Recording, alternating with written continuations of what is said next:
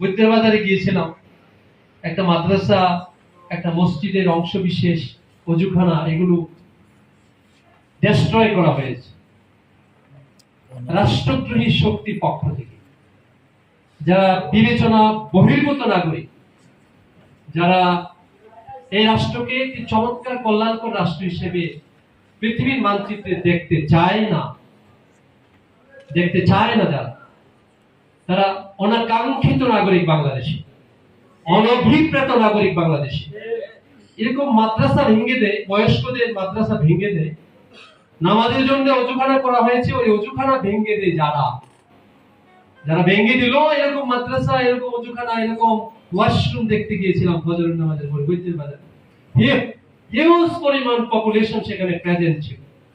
আমি তাদের সকলের চোখে পানি দেখেছি, স্পষ্ট করে বলেছি তাদেরকে, আপনার এই জায়গায় মাদ্রাসা পুনর্নির্মাণ হবে, এখানে ওযু হবে, এখানে নামাজ হবে, এখানে আযান হবে। আমি তাৎক্ষণিকভাবে উপজেলা নির্বাহী কর্মকর্তাকে রিকোয়েস্ট করেছি বিষয়টা দেখার জন্য, ওর কাছে দরখাস্ত টেবিল আছে, এবং সোনারগাঁয়ের ওসি সাহেবকে খুব সিরিয়াসলি বলেছি, এখনো কেন গ্রেফতার হলো না? শুনলাম গত 3 দিন যাবত পালিয়ে আছে।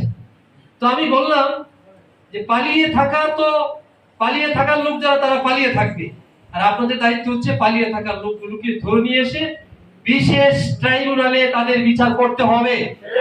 সিরিয়াসলি দাবি করছি। আমি সকলকে আমার পক্ষ থেকে অনেক অনেক কনগ্রাচুলেশন জানাচ্ছি। একটি চমৎকার প্রোগ্রাম।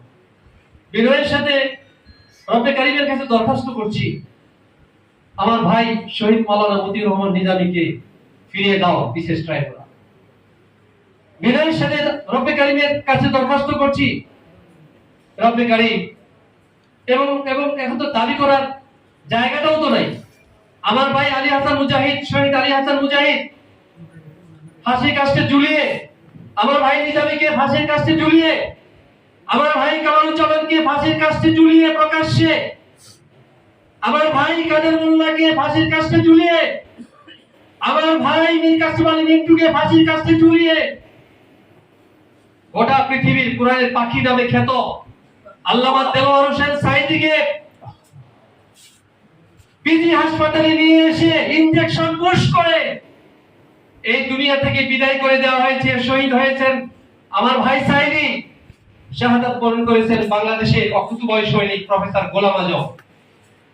শহীদ করা হয়েছে জুলাই ও আগস্ট মাসে 2024 সালে 2500-এর অধিক সংখ্যক দামাল সন্তান, খেত মজুর, রিকশাওয়ালা, বিশ্ববিদ্যালয়ের তুখুর মেধাবী, যারা প্রিয় মাতৃভূমি বাংলাদেশের নেতৃত্ব দেওয়ার কথা ছিল, 2500-এর অধিক সংখ্যক তুখুর মেধাবী শিক্ষার্থীকে, ছাত্র জনতাকে, রিকশাওয়ালাকে, শ্রমিককে, খেটে খাওয়া মানুষকে, শিশু সন্তানকে, এবং 3 মাসের বেশি হয়নি এমন শিশুর মাকেও রক্তাক্ত করে পৃথিবীতে বিদায় করে দেওয়া হয়েছে।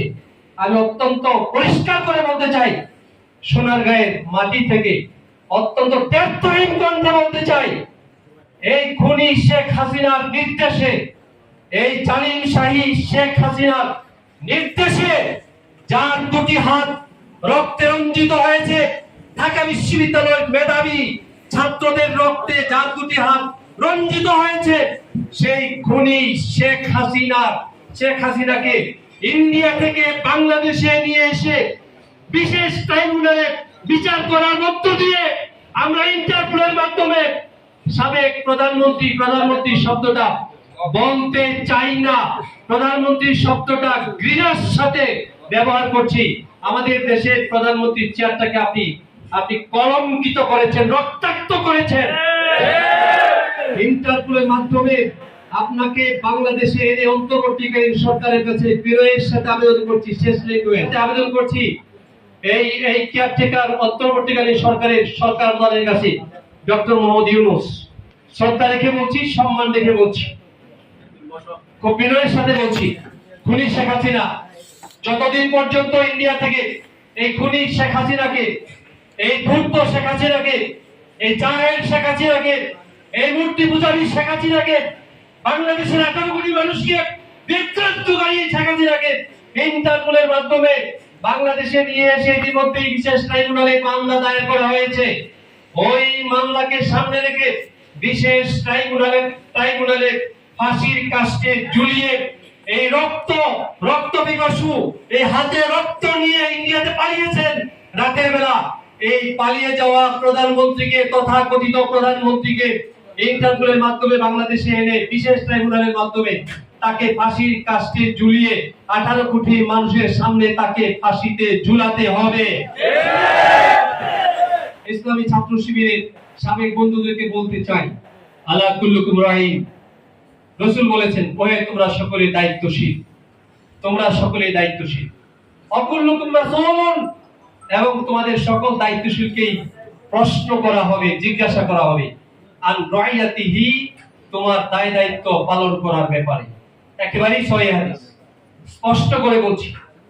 আমি শিবিরের সদস্য ছিলাম, আমি সাথী ছিলাম, আমি সদস্য প্রার্থী ছিলাম, আমি সাথী প্রার্থী ছিলাম, আমি কর্মী ছিলাম। পরিচয় দিয়েছেন প্রফেসর ওয়াহিদুল হক ভাই বলেছেন, প্রফেসর ওয়াহিদুল হক ভাই বলেছেন শপথ নিয়েছিলেন, এখন শপথ নাই, শপথ নিয়েছিলেন, এখন শপথ নাই। আমি জিজ্ঞেস করতে চাই, সুযোগ আছে কি থাকার? সুযোগ আছে কি? ইয়েস তো বলতে হবে। সুযোগ আছে কি? সুযোগ নাই। তো বিনয়ের সাথে আপনার দুটি হাতের উপরে আমার দুটি হাত রেখে কর্ডিয়ালি রিকোয়েস্ট করছি, আপনার দুটো পায়ের উপরে আমার দুটি হাত রেখে বিনয়ের সাথে অনুরোধ করছি।